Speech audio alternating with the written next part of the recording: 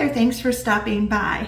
Today we'll be making a ding dong cake. And a ding dong cake is a rich chocolate 2-layer cake that has a layer of Ermine frosting in the middle, and then it's topped with a rich creamy chocolate ganache. And the ganache is just a simple way to make frosting or glaze. And the Ermine frosting is an old-fashioned frosting that you cook on the stove, and it was typically used for red velvet cakes or like between whoopie pies or something like that. It's a lot less sweet than a buttercream, so a lot of people prefer this over buttercream. It's really light and fluffy and airy, kind of like a whipped topping, and it will be a great complement to this rich chocolate cake. So let's get started.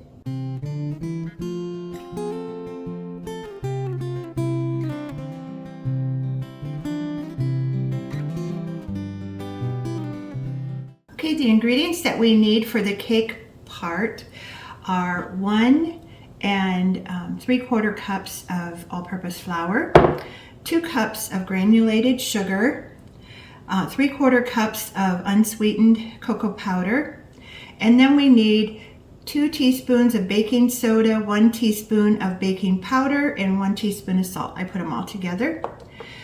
2 eggs that are at room temperature, 2 teaspoons of vanilla extract, 1 cup of buttermilk, and if you don't have buttermilk, you can make your own sour milk with 1 tablespoon of vinegar, and then fill it the rest of the way up to 1 cup of regular milk, and 1/2 cup of oil, and then we have 1 cup of hot coffee. And the reason we're adding coffee is not to make it a mocha flavor, but it really just enhances a chocolate cake. We'll go ahead and add our cocoa powder to the coffee, and then we'll add that to our dry ingredients in a little bit here. So let's get started. Okay, the first thing that we'll do is to add the cocoa to the hot coffee. Okay, then I'll stir that in. It's easier to get it to dissolve when the liquid is hot. That's why we're using hot coffee. Okay, now I'll set that aside. Okay, the first thing I did was to preheat the oven to 350. I have greased 2 8-inch round cake pans, and it's important that they are about 3 inches up on the side so that your batter doesn't overflow. So now we will, in our mixer, place our flour, our sugar, and our baking soda, baking powder, and salt, and then we'll give that a little stir. Okay, in a separate bowl, we'll combine the buttermilk, the oil, and the eggs. We'll go ahead and use the same whisk that we used for the coffee and the cocoa. And then we'll just mix that in, and then we're gonna add the vanilla.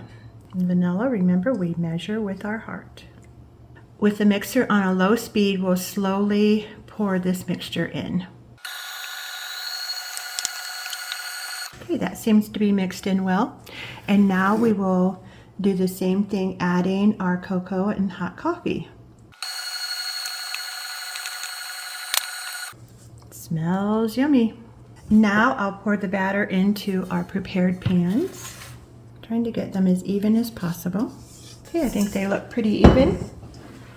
Let me clean off the tops here, and they'll go into the oven for about 30 to 40 minutes until the cake bounces back and a cake tester comes out clean. So we'll come back when they come out. Okay, the ingredients that we need for the Ermine frosting are 1/4 cup of all-purpose flour, 1 cup of granulated sugar, 1 cup of softened butter, not melted. Melted butter would not work. So softened at room temperature. You don't want it right out of the fridge either. And 2 teaspoons of pure vanilla, and 1 cup of whole milk, preferably. Other milk would work, but whole milk preferably. A pinch of salt if your butter is not salted. So mine is salted, so I'm not using any salt. So we need to go on over to the stove. Let's get started. In a medium saucepan, I'm going to add the sugar and the flour, and then I'm going to whisk that and turn it on to medium heat. Once that's whisked together, slowly add in the milk. You need to whisk continually. We don't want to scorch the milk.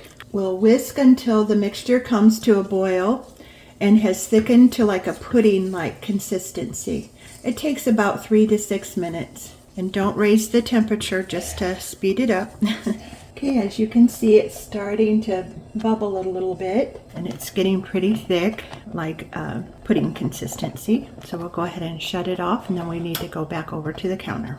Okay, we'll pour the pudding mix into heat-proof bowl, and then we're going to cover it with plastic and then put it in the refrigerator for 30 to 60 minutes. You can leave it sit out until it comes to room temperature. When you mix the butter and this together, they should both be the same temperature. Now I'm going to cover it with plastic and put it right on top of the pudding mix here. It will form a skin. Any kind of cooked pudding will if it cools and it's not covered. So let's go ahead and cover that and then stick it in the fridge. And we're putting it right down so that it touches the hot liquid here. Okay, it's ready to go into the fridge. We'll come back when it has cooled. Okay, our cakes are done and cooled, and our milk mixture has cooled. So we'll remove the plastic, and then we're going to add the butter to the mixer and beat that until it's light and fluffy. Scraping down the sides occasionally. Okay, as you can see, the butter is changed color. It has lightened a little bit and it's very creamy. So now I will scoop in the milk mixture, like 1 or 2 tablespoons at a time, and I'll turn it on low as I'm doing that. It's tempting to rush this step, but it's important that you put it in slowly, incorporating it completely before adding the rest. Okay, now we'll add our vanilla, our 2 teaspoons or so. You can actually add a clear vanilla if you want a whiter frosting. So we'll go ahead and beat this now for about 4 to 6 minutes until it's really light and fluffy. Okay, it's nice and light and fluffy. I'm gonna go ahead and just kind of smash it up against the side a little bit to kind of get some of those air bubbles out. It's not as big a deal because I'm putting this as a frosting layer between the cake layers, but if you were going to pipe it, you would want to make sure that bubbles are out. So we incorporated a lot of air when we whipped it. So it is ready now to put between our layers. I'm going to put a nice thick layer on here. Like we said before, this frosting is not like buttercream. It's just light and airy. It's not heavy and super sweet.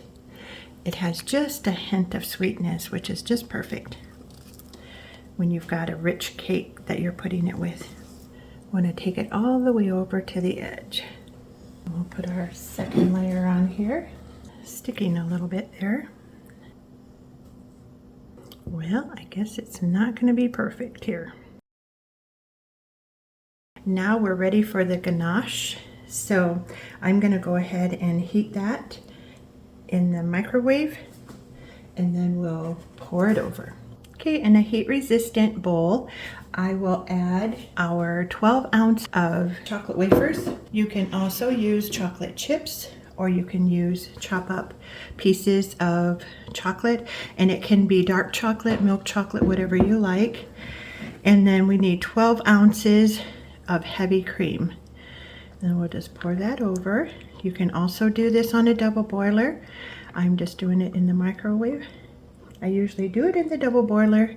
I've never done it in the microwave, so we'll see which I like better. So I'll do 30-second intervals until the chocolate is all melted, and then we'll whip it with a whisk. Okay, our ganache is now done. It was about 90 seconds in the microwave, and I stirred at 30-second intervals. Now I need to let it thicken up a little bit before I pour it onto the cake. And if it gets too hard, I can just pop it in the microwave for a few more seconds and thin it out a little bit. But it's nice and creamy right now. So. And like I said before, this can be used as a frosting or a glaze. If you wanted to use it as a frosting, you would just let it harden and then beat it until it's the consistency that you want. It's not going to harden like chocolate bar or something like that, but it will harden enough that you can use it for frosting. Okay, our ganache is pretty thick. I chilled it for a little bit to thicken it up. And I have a couple spots here I'm hoping to kind of cover up. So I'm going to do a little drizzle over the top, and then I might let it thicken up a little more and just kind of put some waves on top just to kind of hide that.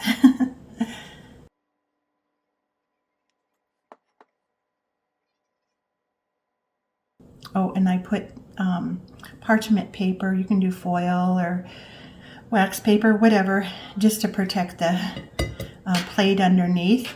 And I'm just so messy that I thought this would be a lot easier. So I think that might work. Let me go ahead and pour a little bit down the sides too.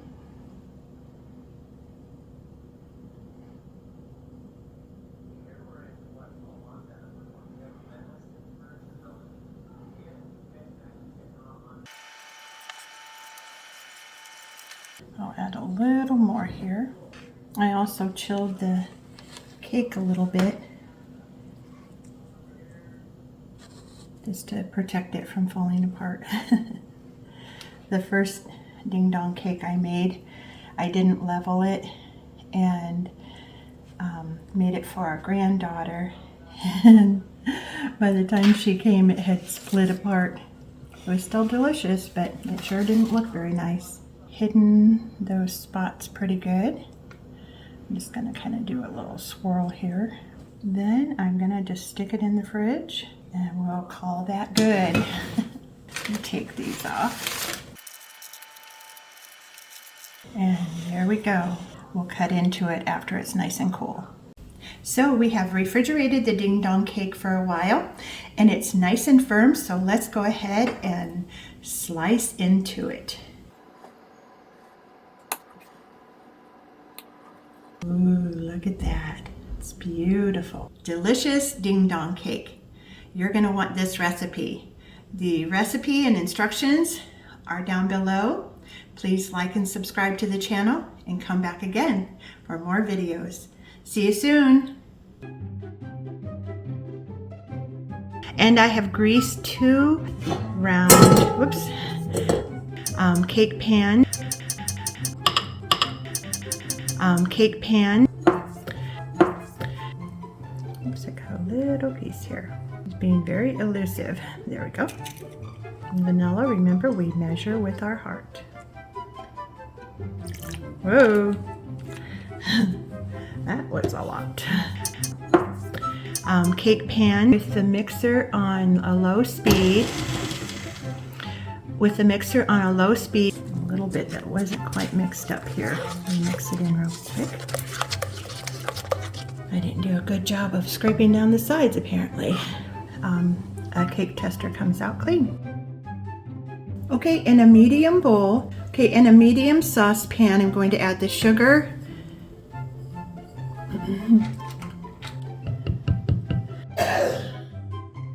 For about 4 to 6 minutes. That's a nice frosting. It's delicious. So nice.